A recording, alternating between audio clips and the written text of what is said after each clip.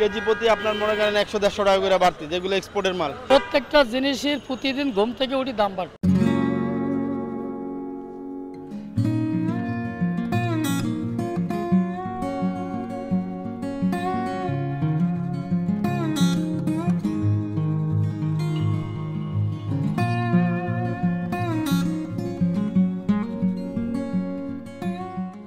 দাম গতবারের তুলনায় এবার একটু বেশি, কারণ বিশ্ব বাজারে যে অর্থনৈতিক মন্দা চলতেছে সেই তুলনায় ডলারের দাম বাড়তি।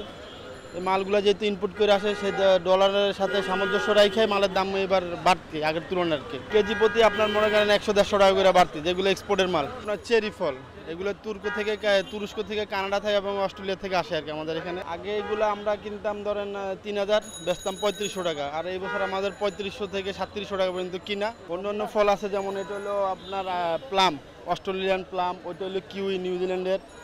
সবগুলো আগের তুলনায় রেট একটু বাড়তে আর কি। ওইটা হলো রকমেলন, আপনার হানিডিও যেটা বলে আর কি, রকমেলন। এটা হলো ড্রাগন ফল, ওইটা রামবুটান, ওইটা হলো ডুরিয়ান, ওইটা হলো অ্যাভোকাডো, ওটা হলো লঙ্গান। তো যেখানে আগে আমাদের মাল থাকতো, বাইরের মালে থাকতো বেশি, সেই তুলনায় এখন বাইরের মাল কম, আমরা সীমিত মাল পাচ্ছি। আগে মাল থাকতো ভরপুর, এখন মাল হইলো কম। কাস্টমারের চাহিদা আমরা মাল দিতে পারতেছি না পর্যাপ্ত পরিমাণে, কারণ এগুলো দাম বেশি বিধায় কাস্টমার আসতে পারতেছে না আমাদের কাছে। প্রত্যেকটা জিনিসের প্রতিদিন ঘুম থেকে উঠি দাম বাড়ছে। যা আমরা একটু আশা করি যাই যে আজকে একটা জিনিস কিনবো, ঘুম থেকে উঠি বাজারে যাই, পর মন মানসিকতা চেয়ে যায় দাম। একটা প্রিপারেশনে যাই যে আজকে এই জিনিসটা খাবো, একটু কিনবো, একটু ভালো লাগবে, যাই দেখি এমন করে দাম বাড়ে, মানে মনটা আর ভাই কিনতে কিছু মন চায় না। এই যে কাঁচামরিচ দেখেন কত টাকা দাম, প্রত্যেকটা জিনিসই দাম বাড়া ছাড়া কমতেছে না। তাহলে আমরা কিভাবে চলবো, আমাদের উপায় কি? মানে এত প্রত্যেকটা জিনিসের যদি দাম বাড়তি হয়, তা আমরা সাধারণ জনগণ কিভাবে খাবো, কিভাবে চলবো? আমার দুঃখ লাগে এটা যে প্রতিদিন মালের দাম কমলে আমাদের কাছে ভালো লাগে, দাম যদি বাড়ে, একজন ব্যক্তি 1 থেকে 1.5 লক্ষ টাকা ইনকাম করে, সে সেই জায়গাটা চাইল কেনে, একটা রিক্সাওয়ালা 500 টাকা ইনকাম করে, আমি 20,000 টাকার চাকরি করে আমার ওই টাকায় বাজার করতে হয়। তা আমার তো সম্ভব হয়। ঢাকা শহরে একটা ফ্যামিলি নিয়ে থাকলি, পরিবারে থাকলি, খাওয়া থাকা বাসা ভাড়া, আসলে খুব কষ্টই আছে। দাম যে কবে কমবে এটা আল্লাহ পাকই ভালো জানে ভাই।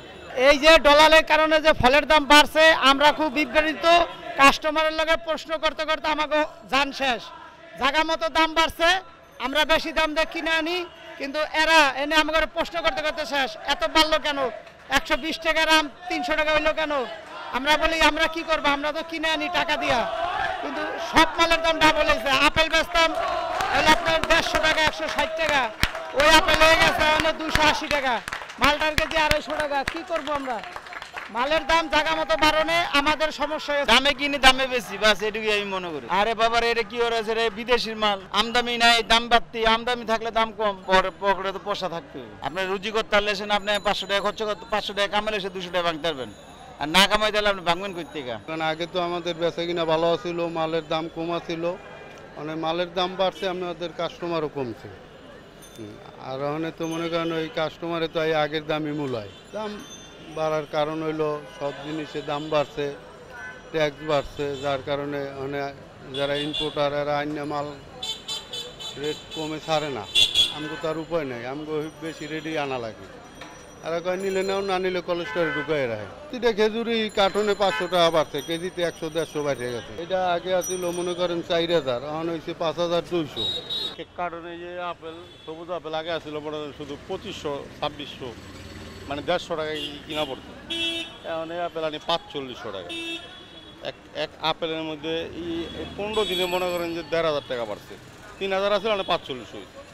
আমদামি নেই, ওদিকে মাল কমাইতেছে, দাম বাড়ে। মালটা 3000-3100 টাকা কার্টন, মালটা আসলে 2200 টাকা, 1000-2000 টাকা কার্টন। কাস্টমার 5 দোকান দেখলে বোঝে না একটা জিনিস, মানে আমি একা যদি বাড়তে চাইতাম তো লাগি, 5 জনে তো আর 5 জনে বেচে, তো ওই হিসাবে কাস্টমার এমনি কিছু করে না। যা আগে 2 কেজি নিতে হয়, 1 কেজি নেয়, আধা কেজি নেয়, এই আর বিক্রি তো কমবই। বিক্রি কমবো না, সবাই তো আর এত দাম খাইতে পারে না। কয়জনে বর্তমান টাকা পয়সা তো সবার কাছে নাই, সবারই সংকট, বড় ব্যবসা ছোট ব্যবসা সব জায়গায়।